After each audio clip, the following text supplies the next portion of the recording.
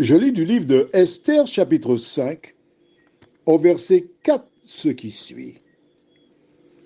Esther répondit, « Si le roi le trouve bon, que le roi vienne aujourd'hui avec Haman au festin que je lui ai préparé. » Prions.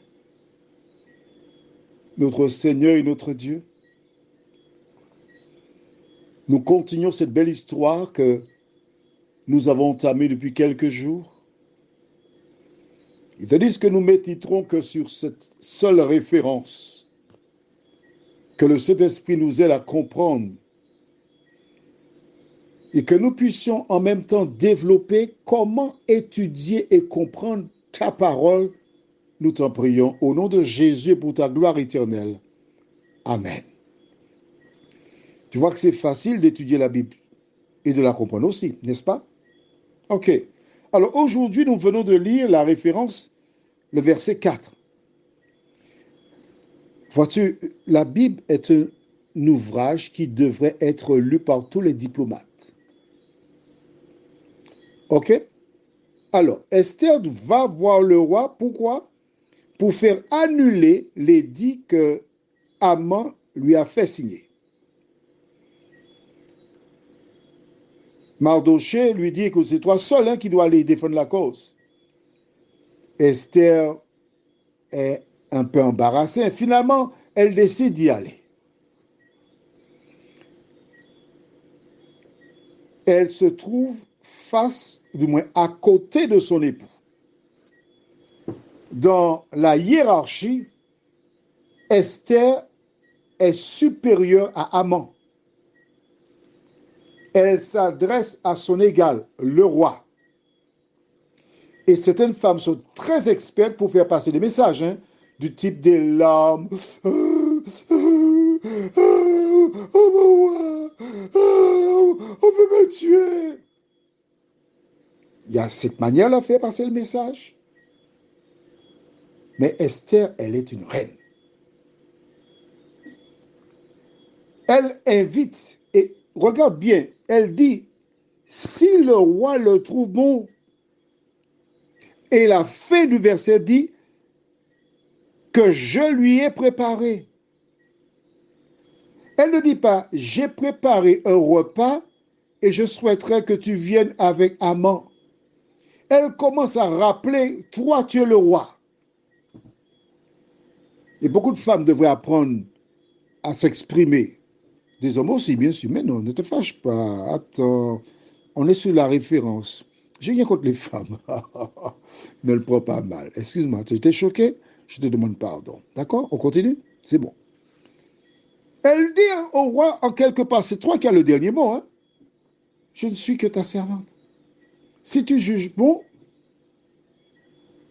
alors viens aujourd'hui. Pas demain, non? Aujourd'hui. C'est important. La situation est grave. Le temps est précieux. Demain ne lui appartient pas. Elle est consciente qu'il faut faire vite. Elle dit au roi, viens aujourd'hui au festin que j'ai préparé.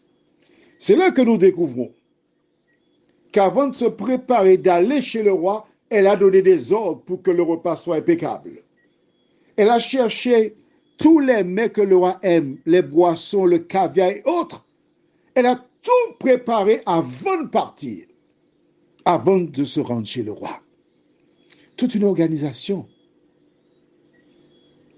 Et toi, es-tu organisé? Esther, dans sa tête, elle avait tout programmé. Dans l'organisation, elle avait tout préparé avant de se rendre vers le roi.